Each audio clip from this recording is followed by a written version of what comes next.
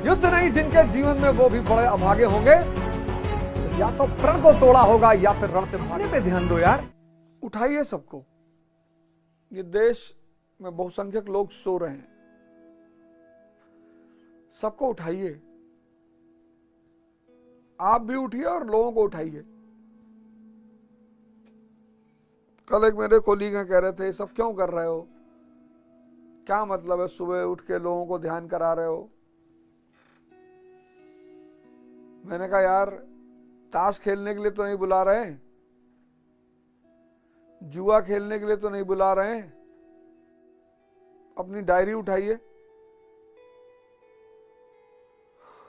और पूरे दिन का प्रोग्राम नोट डाउन करिए। पूरे दिन का शेड्यूल नहीं तोड़ना है, एकदम नहीं। आज का शेड्यूल में मूवी देखना है, एकदम जाइए देखिए। लेकिन अगर शेड्यूल में मूवी नहीं है तो फिर जाना भी नहीं है। पूरे दिन का कार्यक्रम, पूरे दिन का हिसाब किताब, डायरी यानी डिसिप्लिन। शाम को बैठकर मूल्यांकन करिए कि आपने जितना कार्यक्रम बनाया था वो आपने किया कि नहीं। अपने सारे आज दिन भर के प्रोग्राम्स लिख लो कि ये करना है, बी करना है, सी करना है, डी करना है। माँ बाप का चरण वंदन कर लो, जाके पैर छू लो।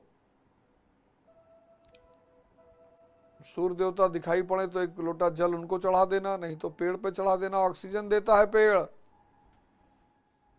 और फिर एक शानदार दिन की शुरुआत करो, एक बहुत अच्छे दिन की शुरुआत करो, बहुत बेहतरीन दिन की शुरुआत करो। चलो, आप सबका दिन शुभ हो, आप सबका दिन अच्छा हो। 6 महीना ये प्रोग्राम मेरे साथ करो और देखो तुम्हारा जीवन नहीं बदलता है तो बताना मुझको। शेड्यूल नहीं तोड़ना है। मूवी देखने जाना है तो जाना है, लेकिन अगर मूवी देखने नहीं जाना है और कोई कितना भी कह रहा है मैं पैसा खर्चा, तुम्हारा पैसा खर्चा करके, तुम्हारे ऊपर पैसा खर्चा करके तो ही तुम्हारा समय खरीद रहा है। सोचो, पैसे की क्या कीमत है। समय दोबारा खरीदा नहीं जा सकता। तुम जहां से में आते हो कि यार इसका पैसा खर्चा हो रहा है, तुम्हारा समय भी तो हो रहा है, उसका अकेले पैसा थोड़ी खर्चा हो रहा है। आओ चलो कलकत्ता घुमा लाएं, ठीक है, उसका पैसा खर्चा हो रहा है, तुम्हारा समय खर्चा हो रहा है।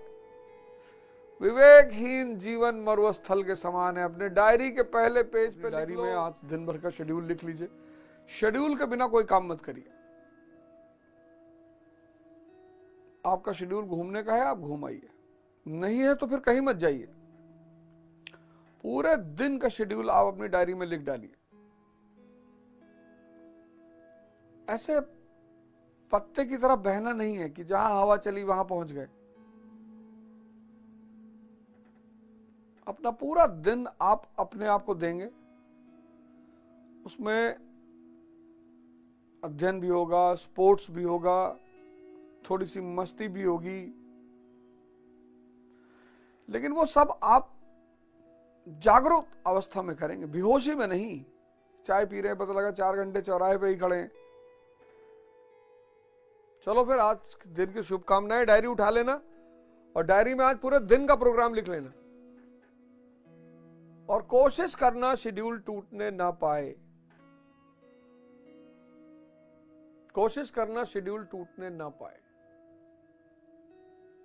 6 महीना का टारगेट बना लो। हमारे साथ 6 महीना ऐसे ही करते चलो। ईश्वर का आशीर्वाद रहा तो जीवन व्यवस्थित हो जाएगा, और अगर एक बार जीवन व्यवस्थित हुआ, उपलब्धि स्वतः होगी। एक डायरी बनाना पड़ेगा। ये स्कूल ने 2 चीजें दी, एक डिसिप्लिन, एक डायरी। ग्रेजुएशन में आते व्यक्ति दोनों छोड़ देता है, इसको आजादी मानता है। डायरी तुम्हें यह बताती है कि आज का दिन तुमने अपने लिए जिया या दूसरों के लिए जिया, बस इतना ही डायरी बताएगी तुम्हें। डायरी बड़ी शानदार चीज है, बहुत शानदार। डायरी तुम्हारी डेस्टिनी बन सकती है, बस ईमानदारी से तुम पूरी दिनचर्या इसमें लिखो। पूरी दिनचर्या और एक हफ्ते बाद यह देखो कि तुमने हफ्ते के 7 दिन दूसरों को दिया या अपनों को दी। और अगर अपने को दिया है तो तुम में परिवर्तन हो रहा होगा, विकास हो रहा होगा। इसीलिए तो लोग आश्रम में चले आते थे, जंगल में चले आते थे, आइसोलेशन में चले आते थे। क्यों चले आते थे? वहां कोई और नहीं, खुद को देखेंगे। Self introspection. ये डायरी तुम्हारी डेस्टिनी बन जाएगी। ईमानदारी से रात में सोने से पहले पूरी दिनचर्या, और दिन में अगर तुमने पूरा दिन दूसरों को दिया है तो क्या विकास होगा तुम्हारा। और अगर तुम अपना दिन अपने को दे रहे हो, इसलिए तुम देखो जब तुम अभाव में होते हो कोई तुम्हारे अगल बगल नहीं होता। 1787 में यूनाइटेड स्टेट्स ऑफ अमेरिका का जन्म हुआ। स्लम एरिया, स्लम एरिया, 13 कॉलोनियां मिलकर बनी United states of America, slum area. 1789 में फ्रेंच रेवोल्यूशन हो गया। इससे पहले कि ब्रिटेन और फ्रांस अमेरिकी कॉलोनियों पर फिर से कब्जा करें, फ्रांसीसी क्रांति। और इस क्रांति ने नारा दिया लिबर्टी, इक्वालिटी, फ्रेटर्निटी। ब्लास्ट हो गया। पूरा यूरोप इस आग को बुझाने में लग गया। पूरा यूरोप कि भैया इस आग को बुझाओ, नहीं हम भी इसकी लपट हमारे पास भी आएगी। और 1799 में फ्रांस में आ गया नेपोलियन।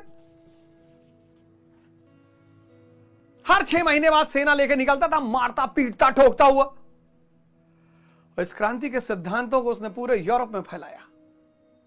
और 1815 में नेपोलियन पद से बाहर, नेपोलियन सत्ता से बाहर। लेकिन तब तक यूरोप में आग लग चुकी थी।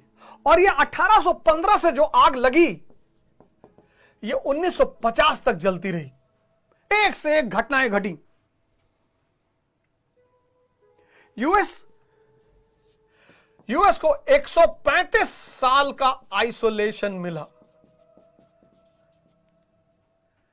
ये देखो, तुम आइसोलेशन से भागते हो।